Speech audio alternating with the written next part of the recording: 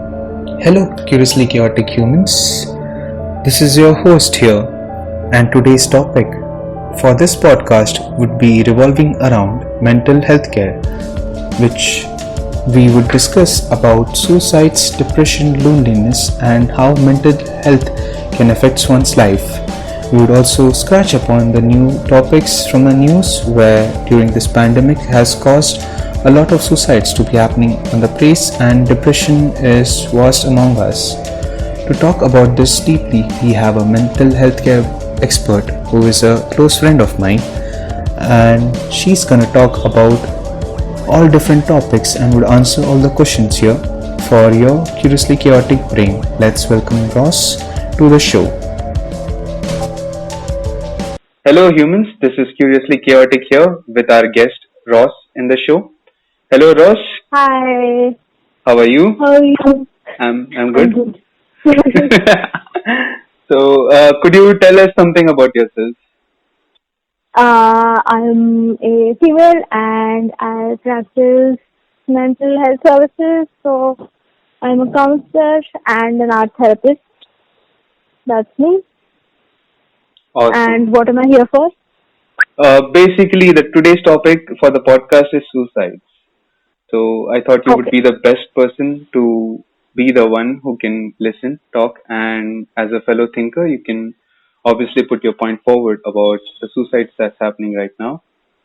Uh, Hmm. Amid this COVID 19, uh, Hmm.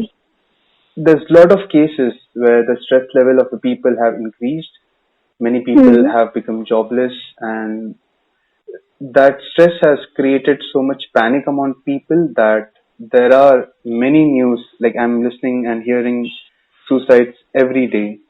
The most Hmm. recent one and quite famous one is Sushant Sharma. He's a Indian celebrity whose suicide news Sushant Singh. is still blowing up. Yeah, Hmm. Sushant Hmm. Singh. Hmm. Hmm. Hmm. Yes. So, what do you think about suicides, basically? Um. Okay, so again, both of us are discussing all of this. So this is going to be more of like exploration on the topic. Yes, I am a professional, but at the end of the day, suicides are very sensitive to talk about. So whoever is listening, I would like them to take everything with a little grain of salt because we are also discussing our personal understandings and experiences, right? Hmm. Yes. So yeah, just giving a general outlook towards this. And suicide, unfortunately, like when I think about it or when I read about it, like when I read about it, it's more towards a very, it's a behavior or a response type that kind of is one of the most extreme ones. So, say aggression, violence, suicide. In a way, they all come together in one cluster because it's something that not everybody can do. So it is a unique as well as a very like active, strong response to whatever reason there exists. Say personal life, your situation, your environment, your upbringing, anything. Hmm. Um, and on a personal level, it's more of a last resort that I see that people, view it as saying कि इसके beyond they are not able to, see any other way out. Okay. And that's something that kind of, this is also again, I am taking a lot of clients at the moment, and two of my clients are high risk. So, okay, another lingo that there are a few lingos that I'll be using because I use them on a daily. Hmm. So, high risk clients, if you ever hear, Hmm. are basically people who are at the risk of committing suicide. So, Oh. when therapists or counselors are working with people, they are like they tell the clients themselves that you will come under this category and we will follow a few protocols to make sure that we are keeping you safe. So since it is a pandemic time, I can't really do much because most of my clients are online. So one way of taking care or making sure of your high risk clients is to have a scheduled call every day for 15 minutes. So mine, like I give them 7 o'clock, 6 o'clock when done with you, when you're done with everything, or after dinner, whenever the time fits, Hmm. to make sure because they show up. Hmm. The idea is to be there for them every day, Okay. and that's one thing, and that is one thing that I can also share with everybody. Can be practiced by anybody. All you need is a phone call or a push or anything. So I deviated a little bit, but coming back, suicide is a behavioral response. It is an action-based response. It is something that people see as a last resort, and this generally happens when people don't see a way out. At the same time, personally, I don't think suicide is only the result of depression. There are a lot of other reasons why suicide happens, Hmm. and one should not generalize suicide and depression together. So this is one thing again I want to put out there for everybody or anybody who's listening. If you feel like somebody is going through depression or somebody has been diagnosed, do Hmm. not jump to the conclusion that they might be suicidal, because it can one, it will impact your outlook towards that person, and two, if the person finds out, they will be affected negatively with that information. Hmm. So, yeah, so Uh, back to you. it's also said that suicides are basically a coward's way out. Being a medical practitioner, like, would you agree with that statement or completely disagree? How would you look at the perspective that people put forward that suicide is a coward's way out? I disagree to this statement particularly completely, because to take your own life, that is not a cowardly act. To take any life for that matter is not a cowardly act. You need a lot of guts, a lot of courage, a lot of, you know, like that rush to be able to do it. Say both of us were standing on a ledge. Hmm. It feels like, it feels nice to think we shall let's jump, but do we really? We can't. Yeah. We will never, because it's too scary a task to do. And as somebody who's committing suicide, I would not say it's courage, it's a coward's route. But at the same time, I don't think that even if it's a courageous response, it is something that should be done. Hmm. So it's, again, that's why I'm focusing on the fact that it is a response. It is a response like any other responses. It's just an extreme response. I would like to call it as an extreme response, not a courageous one, nor neither a coward's one. Hmm. Hmm. So, like suicides, okay, it's not a coward. It's not a coward's act. It's a kind of courageous action, but it's not courageous altogether. But do you think like Because it's yeah. like a defense mechanism? Like if a person is cornered into something, so Hmm. mentally, if the person is cornered to an extent that suicide seems to be the only way out, is it something like that where you bring up the last amount of courage and end it all? Hmm. That's an interesting question. Okay, before I answer that, what do you think suicide is? Hmm. Suicide, it's a very complex yet a simple topic. It's Hmm. like I gave you a question for like being cornered in so many ways. So Hmm. like you said, depression is not the only reason for suicide. It could be any other reason. Hmm. Example would be like in my college, I had heard suicides due to exam stress, suicides due Hmm. to breakup. Those are not Hmm. linked directly to depression, but those were Hmm. linked to being stressed so much and Hmm. pressures from so many different places that it seemed like Yeah. the only action to take to be free of themselves. Yeah. Exactly. Hmm. It's also fascinating how, say, when you mention examples in college, it's a very fitting example to make, because I'll give you a very structured outlook towards this.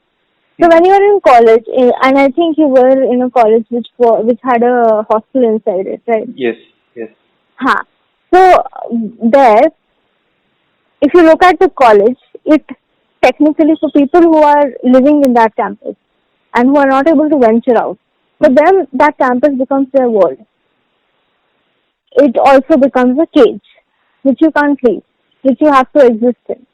Hmm. And so when you are going through any stressful situation, or when you are suffering in any manner, what happens is you are not able to leave this world of yours, and you start seeing this world as the only world that you have. And then wanting to, be done with the distress, you feel like ending it all is the best way. And वहाँ पे people forget, or at times are not reminded by others that there's an entire world outside of the world that we have formed for ourselves. Hmm. Right. So that's why a lot of stories about suicide in college hostels in general, because you're restricted by that mood. While also being in college is the time when your brain is also in its finishing stages. So it's still developing, but it's not completely developed.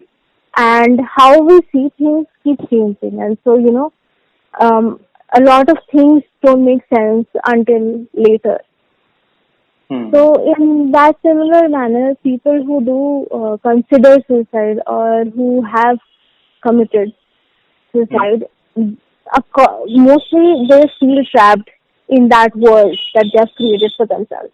So they see, basically, the perception of the world is different, and they feel like, I cannot leave this. This world is causing me distress, and I'm not able to get out of it. Hmm. Just like the person who isn't able to get out of that college campus, because that's the world they have for the entirety of 4 years. You're not venturing out. You're not experiencing a lot of things. It's very limited. Hmm. And in the same manner, other people also feel that they have a world they're a part of. They can't leave.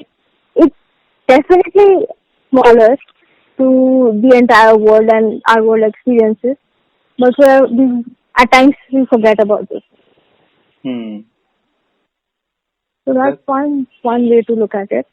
that sounds good and also quite optimistic. Where it seems like okay, suicide is something that you build and create around like the only option. But if you venture out of that zone, maybe you'll Hmm. find more options to survive and keep moving on. Does that sound? Possible, Hmm.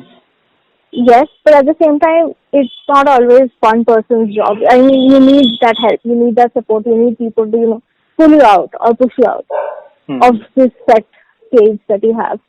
Because it's easy to walk out of it, but like you need people at times, like not everybody, but for some, they need to be shown that you can step out of this. Like there is a door right here, you can walk out of it. For Hmm. that, you need that support. Hmm.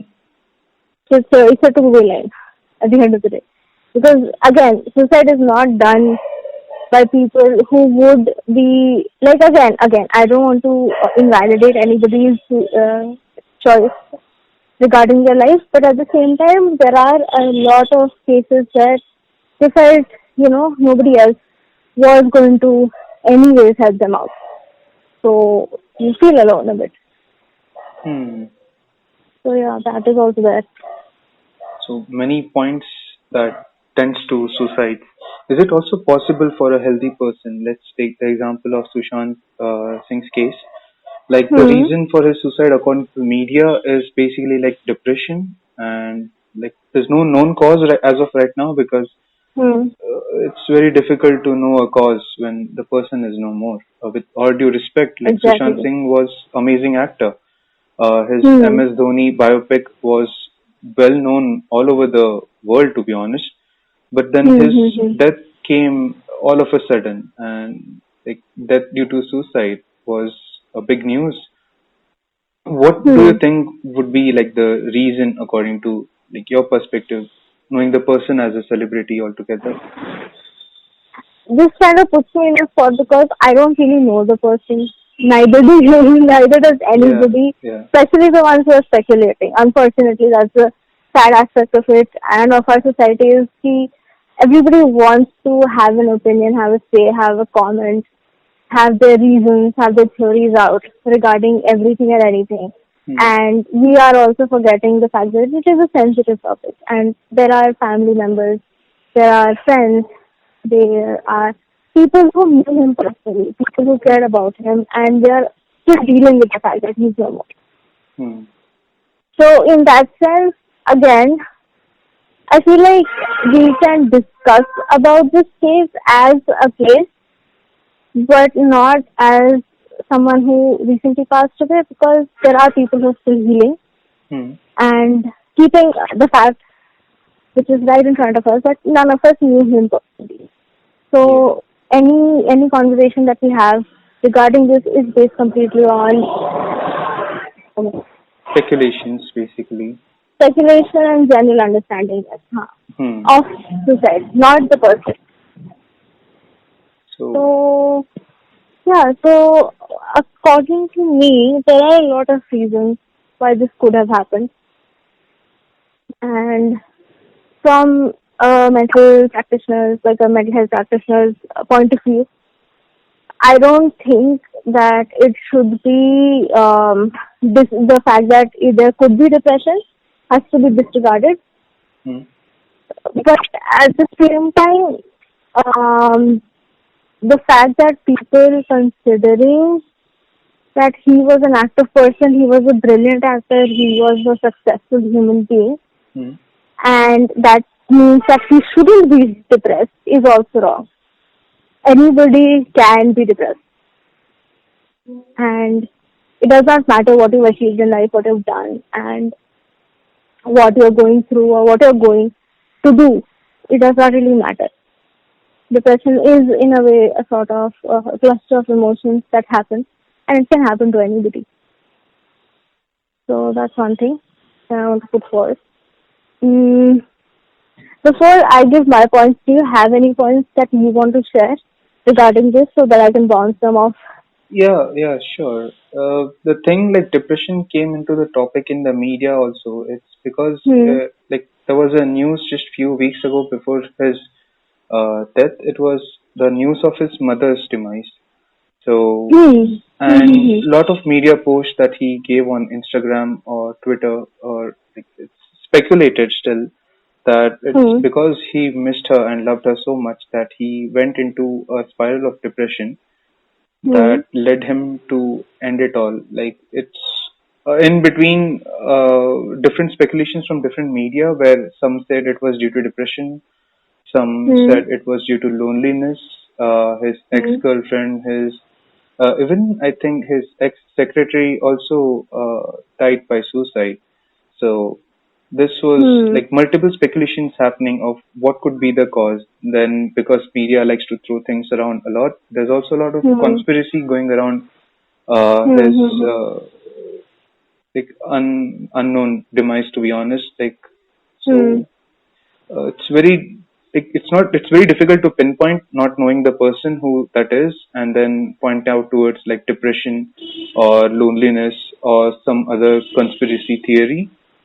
Hmm. Hmm. And Hmm. Hmm. the worst thing I hate about all this is basically people are blaming nepotism. The Hmm. point that you mentioned, like being a successful person doesn't mean you cannot be suffering from depression. Exactly. You could be successful all over you want, but it's something that's inside you. So that's what goes on in depression, right? It's not something that is external. It's everything internal. Hmm. Not completely, but yes. It's both. It's like an amalgamation of things. So Hmm. there can be a ratio 80-20, 60-40 of things that are happening. The way you process things, the way you see things, the way you reach conclusions, the Hmm. way you feel, Hmm. and also how the things around you are. Yeah. So yes, the fact that he lost a lot of close people in his life in a very short period of time Hmm. can be one of the triggers, and it can be one of them. I Again, since we don't know this person and we never knew much about him personally, we cannot be sure that it was one of those triggers, or was it the only trigger that kind of make him cross that line. Hmm. So it can be. There are times when such instances have caused people to take such a serious step in their lives as well, when they don't, when they feel they are lost, when they feel like, loved ones are also lost in their lives. So that happens. Mm-hmm. And regarding the conspiracy theories, actually, I don't really want to delve into that, especially the nepotism aspect, because again, we are not a part of this. We can only speculate from the outside. But when we're talking about suicide, um, even if it was nepotism, um, that's a completely different battle that one had to fight. Mm-hmm. And it's also, see, again, nepotism can also be one of those triggers. Nepotism can also be one of the reasons he might be going through something. But at the same time, it's not the only thing. And the fact that people are talking about how just because of the fact that he wasn't given the fame that he deserves, he chose to end it, is it kind of disregards the person we're talking about as well. Because considering all the conversations surrounding this person, how he was interested in so many different things, I'm pretty sure, on that level, I'm pretty sure that the fact that he was climbing a ladder on his own, by his own hard work and labor, this was the least of his concerns. Hmm. This is what I feel. This is again my personal opinion. So that is another thing, and that's why I don't want to discuss the nepotism aspect, because also people are jumping the gun. People are being unnecessarily rude. They are crossing lines. They are being negative towards anybody and everybody for the sake of, pushing the narrative forward. They are recently his ex girlfriend, who I don't really know. She uploaded a picture of him. I think today or day before yesterday, and half of the comments are in support, saying everything is going to be okay. You are strong, stay strong, all of those. And the other half, generally by the normal public, is about how she's the one who killed him.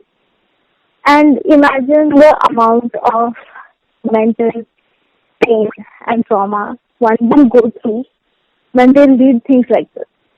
Because it is again also very easy to blame oneself for a close person's loss.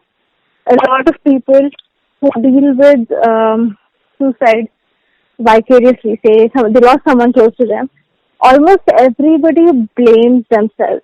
They did not do enough, or they missed something, or it's the reason why they committed suicide, because as friends, as family, as lover, they weren't there for them. So this is also something very wrong, and we should not create a narrative saying, because of X person, Y person is no more. That's also wrong. That's actually Um, true. hmm. And I think we are not new to this conversation. A lot of other people have already had this conversation, have also speculated. I feel like there is one thing that people aren't mentioning at all. Okay. Um, that is the fact that he was a gifted person.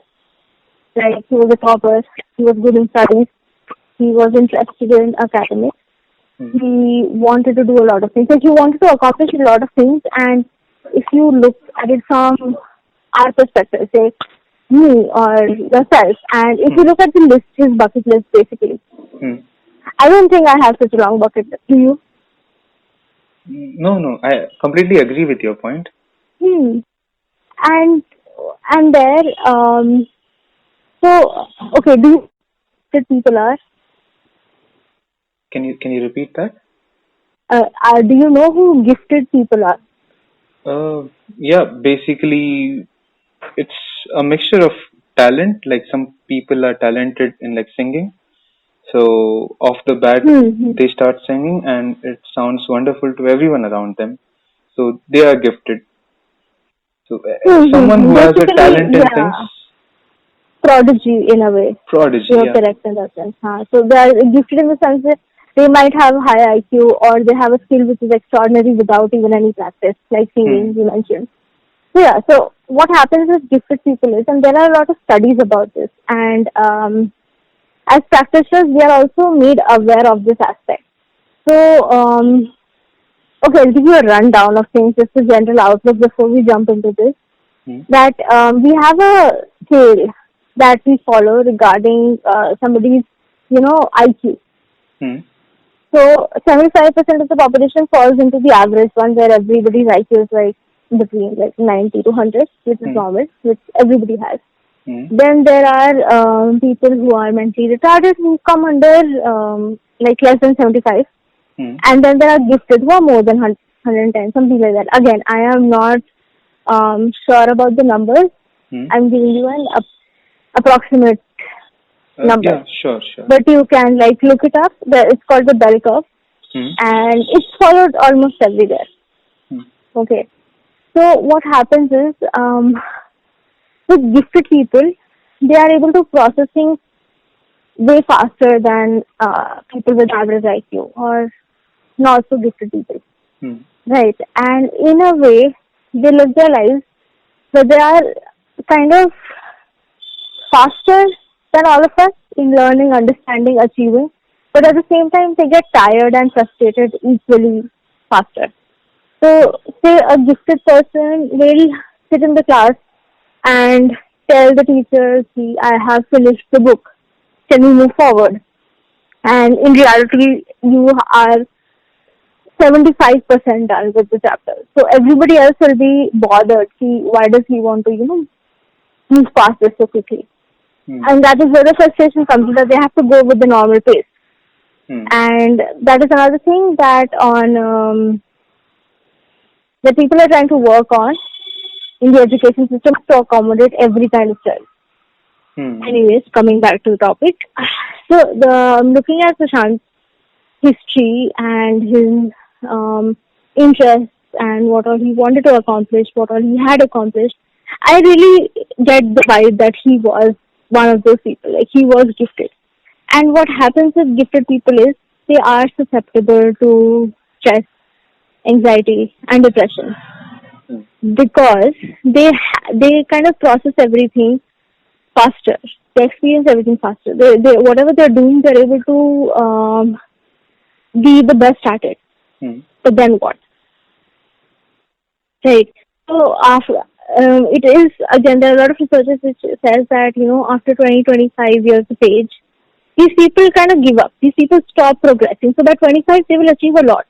Hmm. By 25-30, say they'll achieve almost everything. They'll do their best. They'll keep on pushing and doing great stuff, and they'll outdo themselves every time.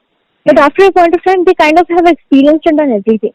Hmm. Whatever was possible in their capacity, they do it. And after that, they're kind of frustrated. Ki, now what?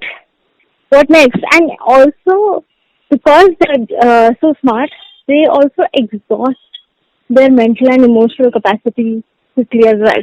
Oh, okay. And they kind of feel tired and burnt out after the 30s.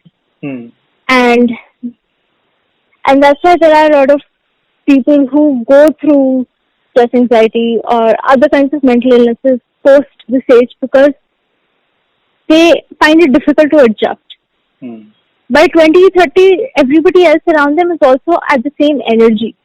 Hmm. Even if you're not as gifted as this person, you can at least try and run with them at the same level.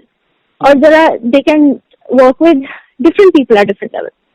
So after a certain point, they won't be able to. And then they kind of run out of steam. And then they're like, now what? What's next? So when again, I don't want to jump to the conclusion that he had depression or he had something Hmm. severe because we don't know exactly. Like nobody has diagnosed him. So Hmm. until unless there is a medical report, I would not want to speculate regarding that. Hmm. But I felt like I feel like it can be one of the reasons. You feel tired, you feel exhausted, you feel confused, you feel done, Hmm. and that comes with. And gifted people are susceptible to depression in that sense that yes, they feel lost. Hmm. They really feel lost after a point, and then they're like, "See, I've done everything I can. I'm not able to connect with a lot of people anymore. I'm not able to do things that I could at a certain age anymore. I Hmm. can't push forward anymore." And kind of gets them on the standstill as well. So this is one aspect which I feel like people are missing out, that he was gifted and he could have had a burnout. Hmm. And people do come out of the burnout. It's not like it's an impossible task. That's the only end goal that happens. But it is difficult. As a society, we don't accommodate the people who are on the extremes of the, you know, curve. Hmm. Hmm.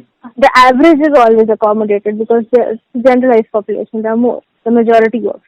Exactly. So that's one thing.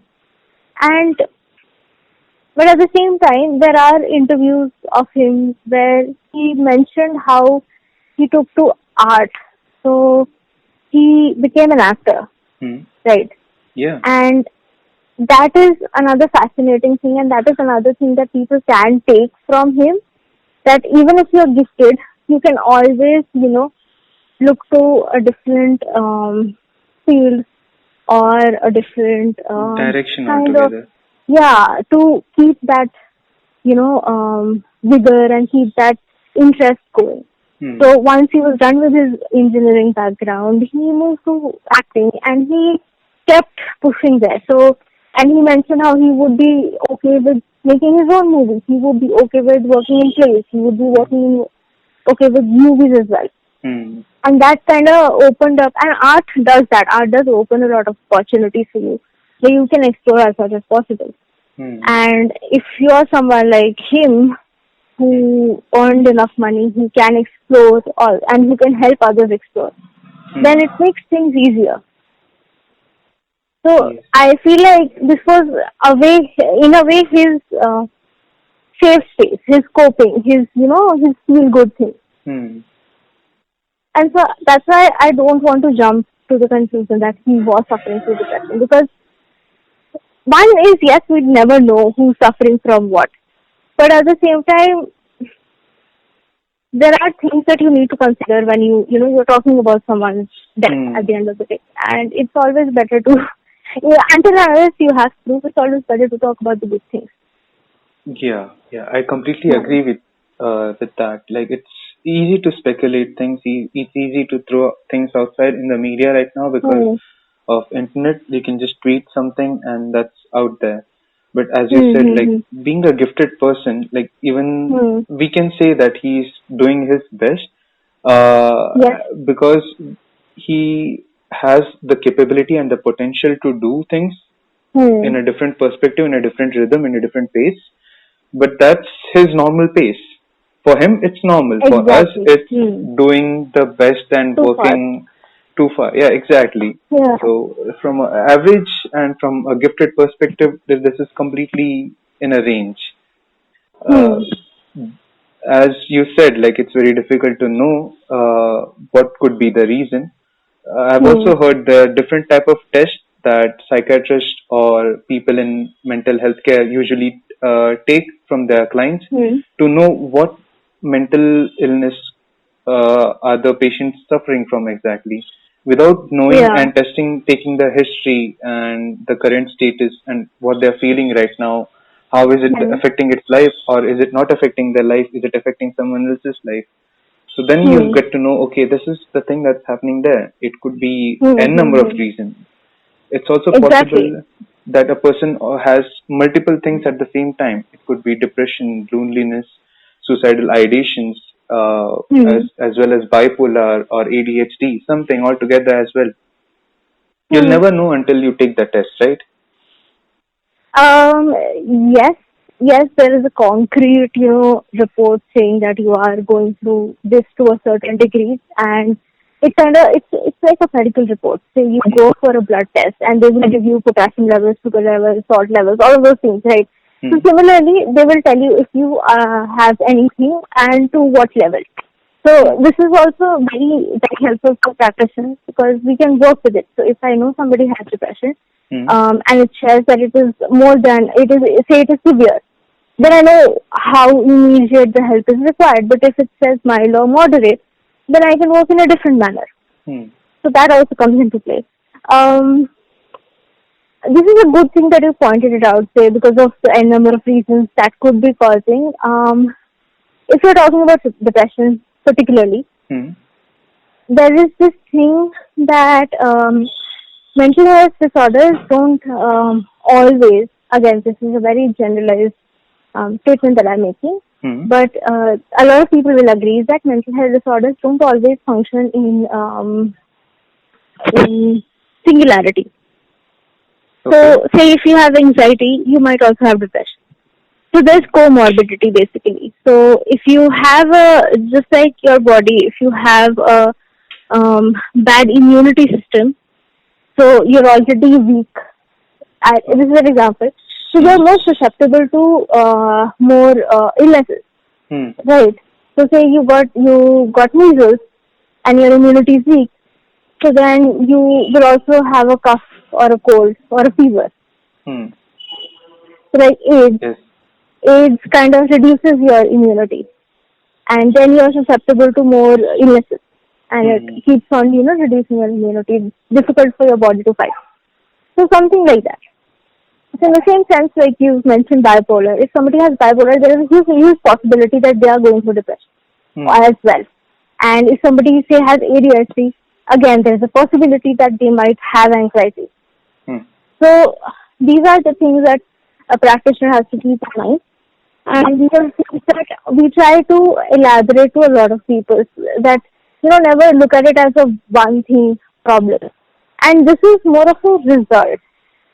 We should also look into the fact that where is it coming from, and that's where we can work with it. Yeah, I completely agree. Yeah. So the thing about this is being a celebrity, it's like media usually portrays mental illnesses as something that's very wrong and it's not very common. But because with the new generation coming in, mental illness and mental health being put forward all over the world right now, it's like the portrayal by the media seems to be very, very wrong.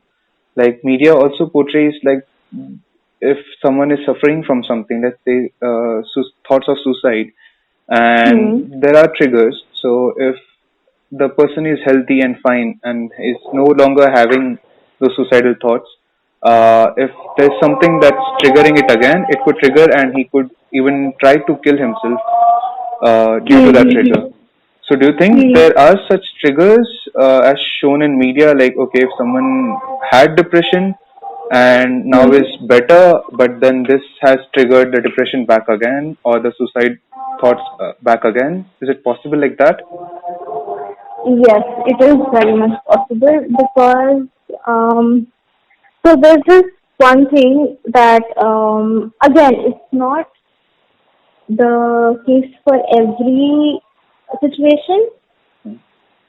8 minute. Can you hear this in the background? Yeah, slightly. It's okay though. Huh. It's okay. Yeah. ठीक है. And then I'll continue.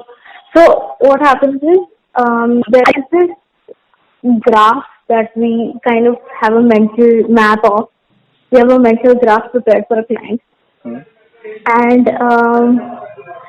so depression, if you put it on a graph, so depression is a literal depression where you start at a point and it goes down. So it crosses the x-axis and it goes into the negative. Okay. Okay, so that's depression. And depression ka general the symptoms is lack of energy, lack of interest, no interest in exercise, socializing, sex, food, anything that requires you to have energy, anything that requires you to, make a move or actively participate in something. So depression, meaning depression in those energy levels to be able to do anything. And that also affects your thoughts and everything, and then you kind of pull back. So all of those things in place. So what happens is, so when someone is in severe depression, they are not likely to commit suicide because they don't have the energy to get out of their bed and do anything. Oh, okay. You get my point? Yes. So if because when they are when they don't have the energy to do anything, when they are locking themselves in the room all day, when they feel like I don't want to eat, I don't want to do anything, what they're doing is they are sticking to a position and they don't have the energy to move around, basically. Hmm. Okay. And so they are less likely. They can, but they are less likely to commit suicide in those times Hmm. because they don't have the energy to make the effort. Hmm. All right. Yeah, that And sounds correct in a way, but it's not completely generalizing depression altogether. hmm, There are different kinds of depression. Some yes, takes your there are energy away. different. Hmm, hmm, Some hmm. some are have like high functioning depression where they can work, uh, cooperate, be socialized, and everything. But Hmm. then there is still a side of depression inside them. Hmm. Uh, Yeah. Again, this is something that cannot be generalized to every hmm. case, but at the same time, it can be taken to a certain level where you can assess.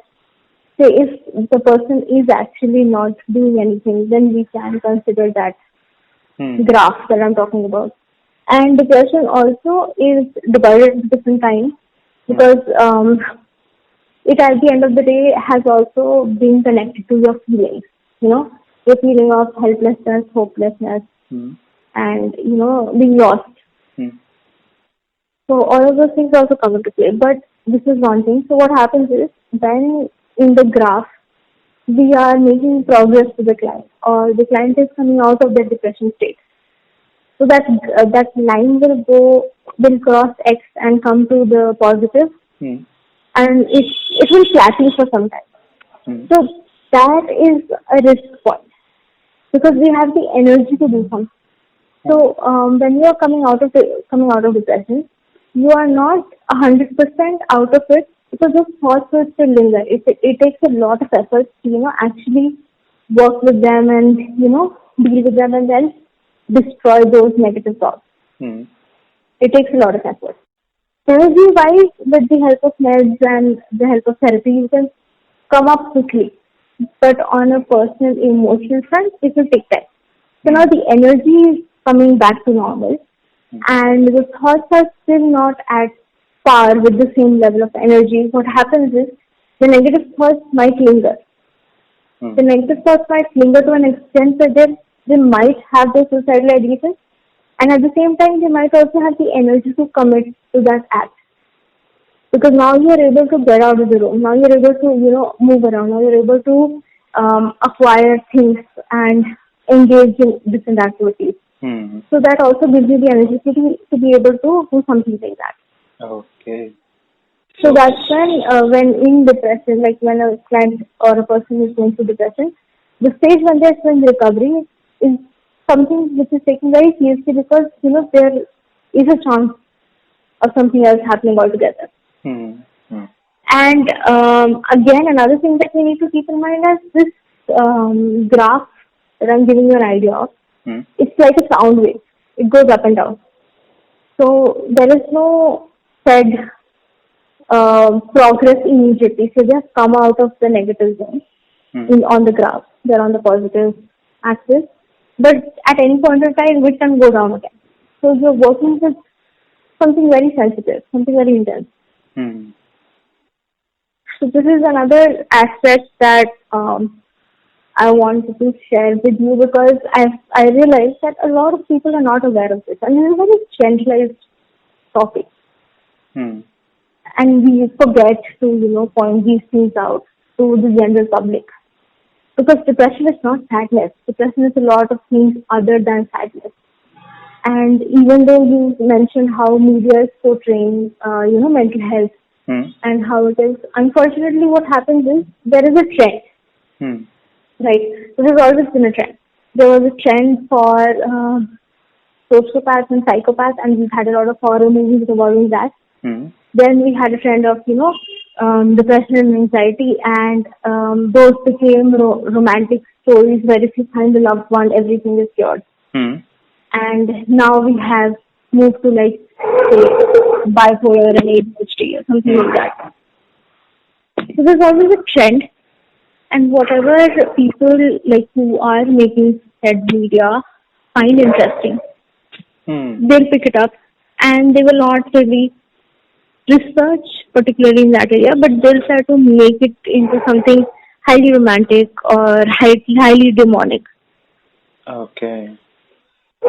And So that is again my personal opinion. no, I Is what agree with I this point because media usually takes the topic, they start off very well, but hmm. in the end they don't stick to what's happening right there. Like there are multiple stages, there are multiple things that goes through. uh, it's very difficult to stick to something and then know what is going to happen. There's always a possibility, but then, like media portrays, you will be all well if you find the loved one. You'll be all well after you're free, or you're all well after the divorce, or something like that. It does not usually happen. It takes time, it takes stages. So based on It is the not same thing, simple like like, that. do you think like there are any movie or any animes or anything, any TV series that portrays Hmm. some or any of the mental illness pretty accurately? Do you have any recommendation? Okay, so one that I think did a good job, not very accurate, but good enough, was Goodwill Hunting, Hmm. the really famous movie with Matt Damon. Hmm. So that movie depicts mental illness quite nicely, quite realistically. It's Hmm. not over exaggerated at any point. Hmm. Um, I can also suggest this really famous book called Metamorphosis, Hmm. and it does not really talk about mental illnesses as such, but what it does is it talks about a human Hmm. turning into a giant insect, and Okay. the human is able to. I mean, there is a realization that there has been a change. There is a realization the family sees it as well, but they're not able to communicate with the Hmm. insect anymore. And they have an idea that this insect is their son, but after a certain point of time, they start treating it like an insect, and eventually the insect dies. Hmm. And it is a commentary on poverty as well. So it covers the two major aspects. One is that not good quality of life, Hmm. poverty, Hmm. nutrition, all of these things play a huge role in a person's mental health. So I'm not saying you have to be super rich to be happy, but you need to have a decent life to be happy. And decent life, say, proper nutritious meal Hmm. and proper education and proper socio-cultural interaction.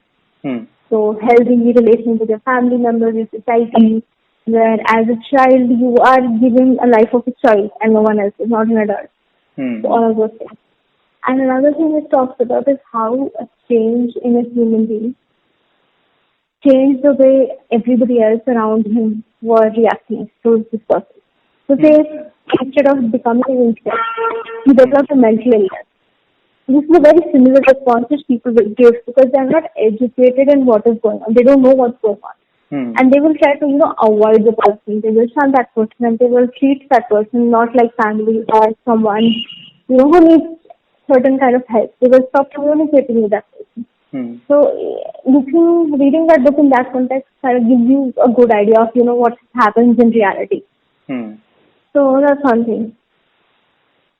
So far, I feel like those two are the only ones that come to my mind because I've been very tainted with my hate towards media and how it Hmm. um like displays my illness. Yeah. Yeah. So yeah, yeah, Like yeah. I media guess. sometimes does do a really good job. Books are really, really good.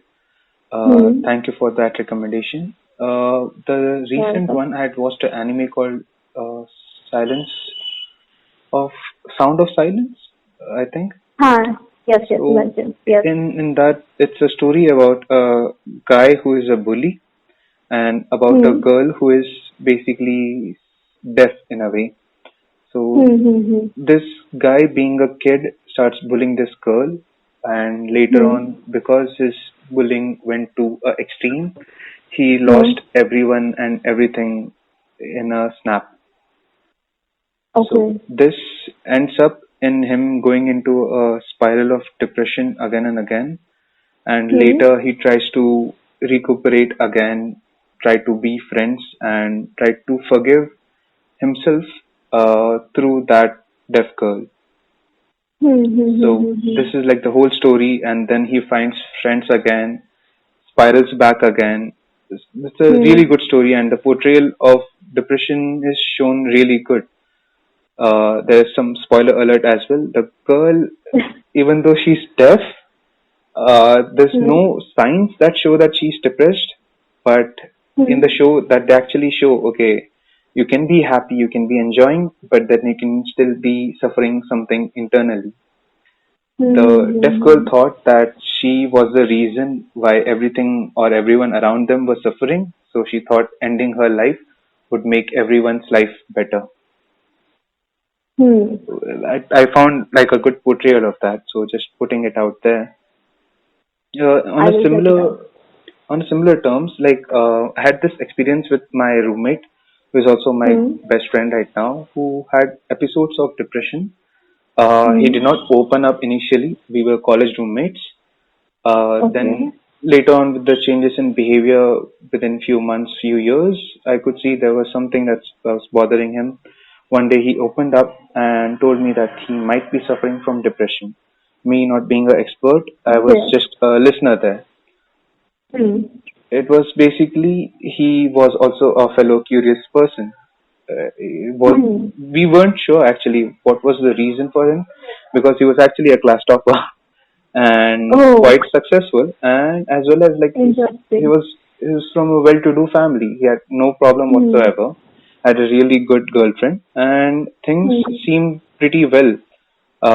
So this kind of thoughts and ideation didn't meet with him, and he was not okay with that, and would share me things whenever he would feel a bit down.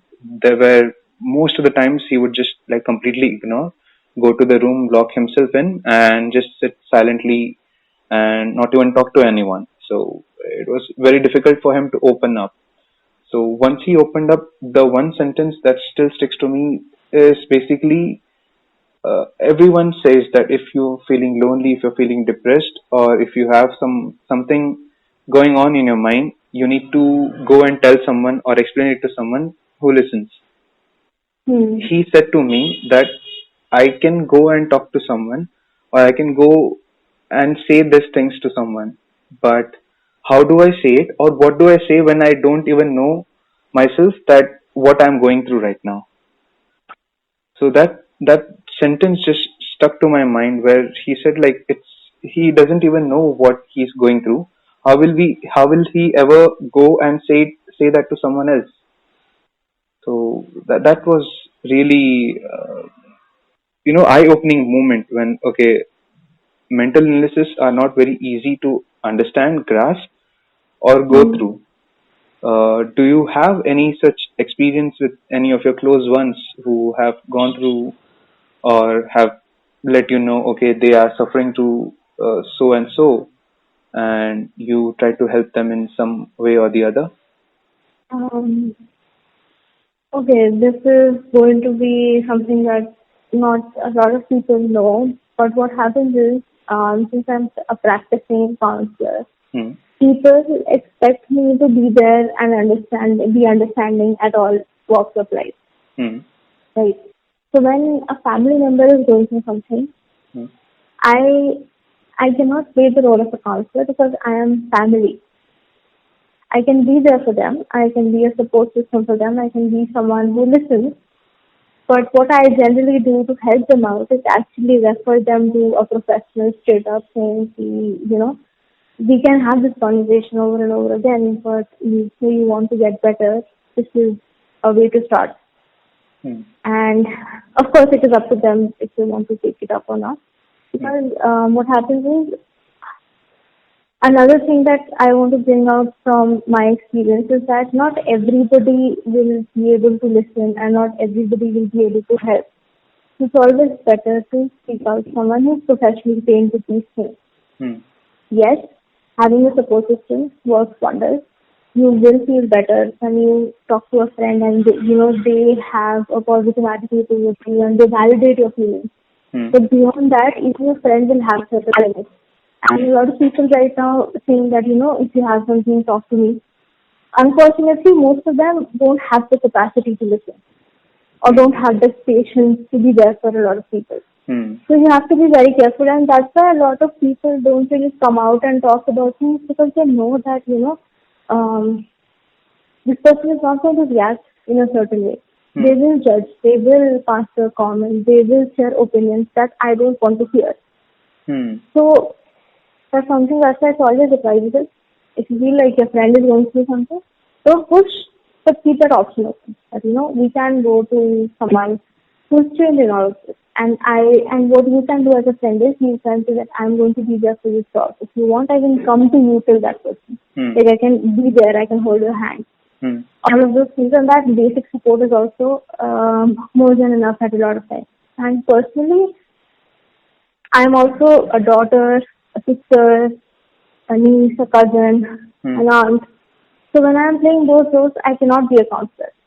Hmm. So they see me as family. They don't see me as a figure who is. They will like come to me for opinions and understanding certain things, but they cannot come to me with their problems because they have a certain bias towards me, and I so do I. I Hmm. see them in a certain way, and I don't want to change that, and that's why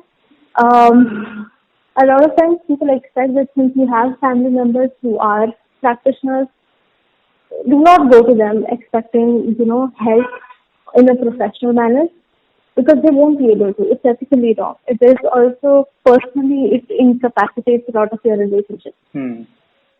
So, yeah. So when something of this sort happens to someone who's close to me, even say my friends, I talk to them, but I do offer them my professional advice in a certain manner. That, "Hey, I am feeling like there's something wrong. Hmm. And it would be great if you could talk to someone about this on a more professional level because, again, you're my friend. I will support you through and through, and I can listen to you. Hmm. And I can, help you do something if you want to go in a certain direction. But after a certain point of time, it is our own battle, and I might not be there for them all the time. Not Hmm. saying that I don't choose to be, but say I'm busy or say I'm not able to be in contact with them for a certain period of time. Hmm. Then what? Yeah, and what happens with practice is that it is a way of teaching you to be independent, of teaching you to be able to deal with things so that you don't have to be dependent on anybody else if there is a need to be. Hmm. That is. So That yes, that is my experience. that's a really good point. If there's someone it would be better to seek out professional help than just to Hmm. rely on the friends altogether. Uh, Hmm. that even though if there is some time gap, like you said, in the communication or something, might Hmm. harm them in a very different way than like seeking help from professional would. A professional would be able to tackle all this problem and help through and throughout. Then a friend in like their own busy life won't be able to And make time all the time just to support this exactly. person. And also, if you're putting yourself in that person's shoes, say, I am someone who's suffering and you're my friend. Hmm. So if you give your opinion, if you say that, you should not be doing this or you should not be doing that, there are chances that I'm not going to take it seriously. Hmm. Because we have a relationship where I'm allowed to, not consider your ideas and opinions. And Hmm. there are also chances where you might say something that will hurt me Hmm. without you realizing.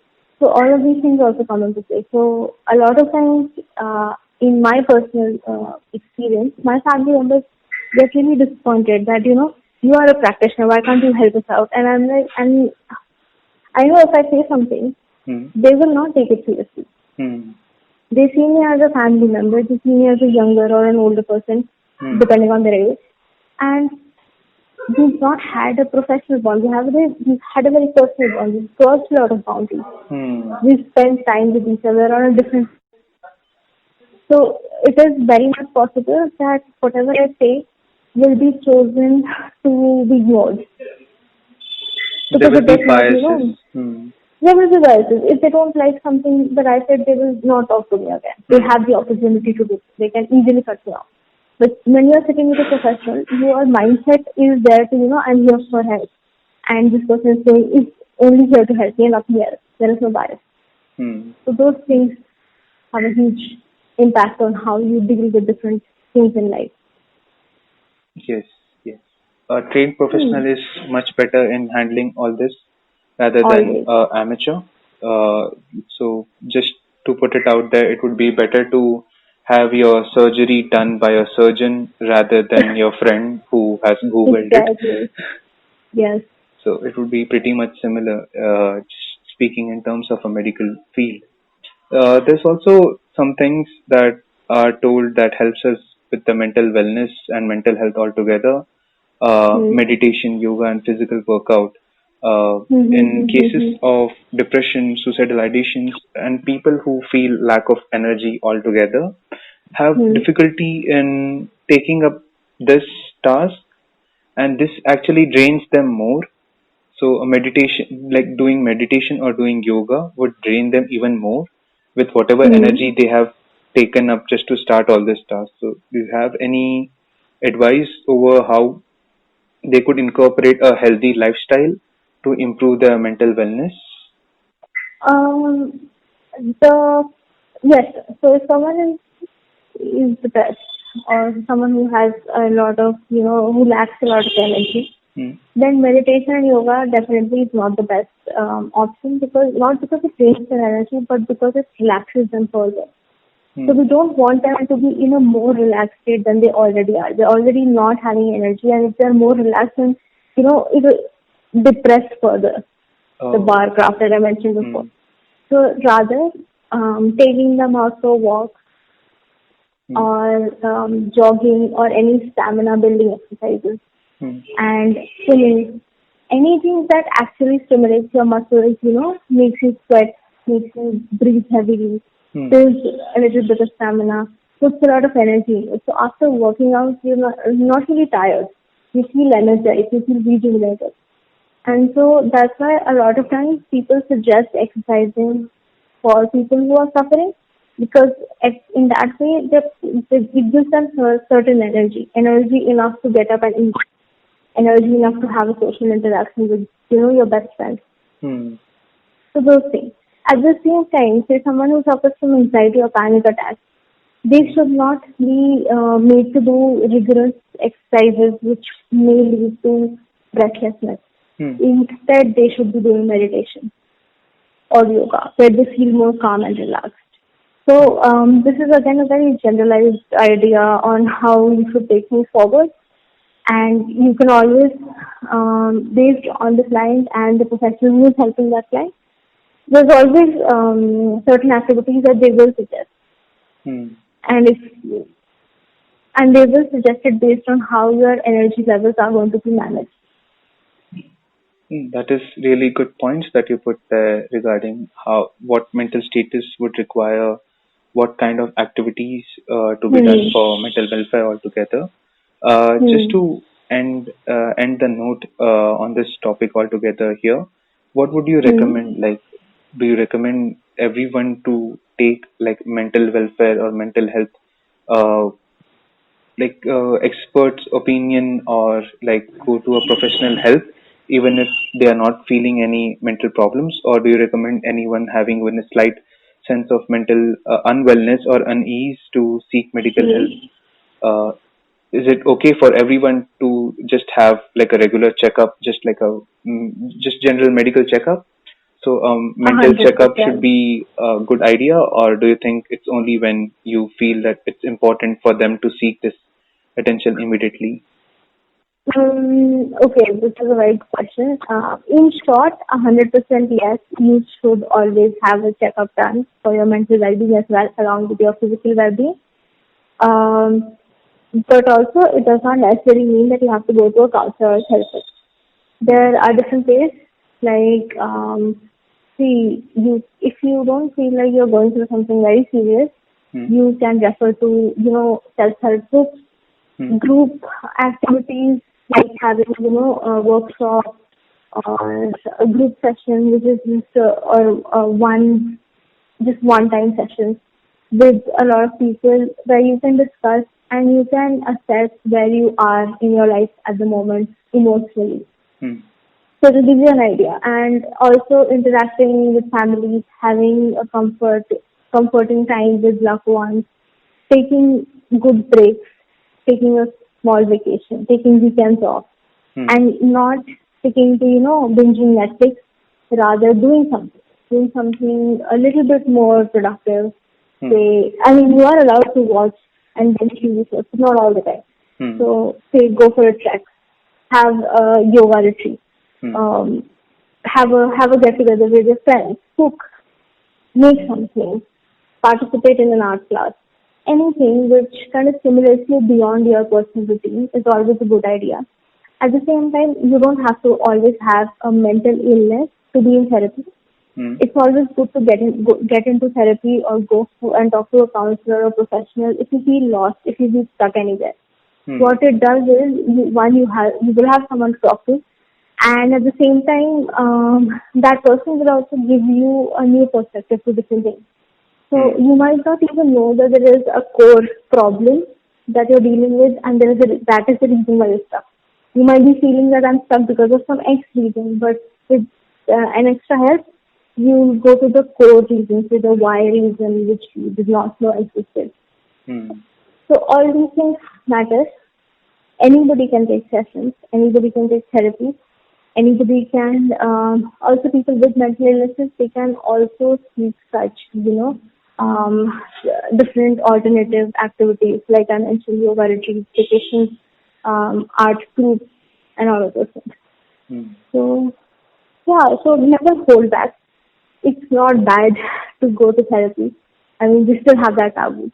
And also another thing that I suggest is having a conversation. That, like, I know you called me out that you want to talk about something, Hmm. and so do I. So keeping that phone line open for your friends Hmm. always is helpful.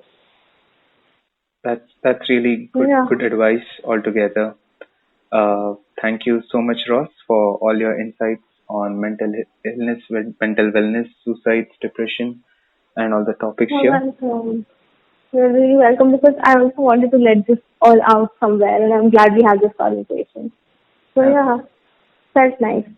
yeah, thank you, and you're welcome as well.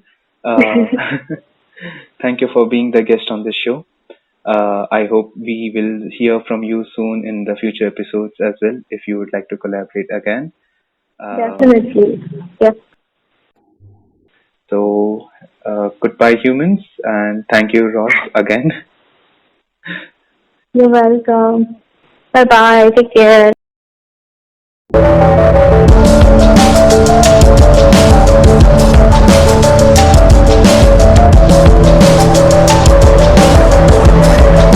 This is the end of this podcast. In this podcast, we talked about different topics on mental health, suicides, depression, and how it can affect your life.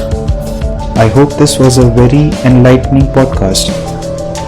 Let's thank Ross again for joining in as a guest here, and let's hope you like this podcast as well. If you do like this podcast, please share, like, and subscribe. And in the end, if there's anything that's bothering you, seeking a medical or professional's help would be a very good idea. Thank you all for listening, and I hope you have a great day.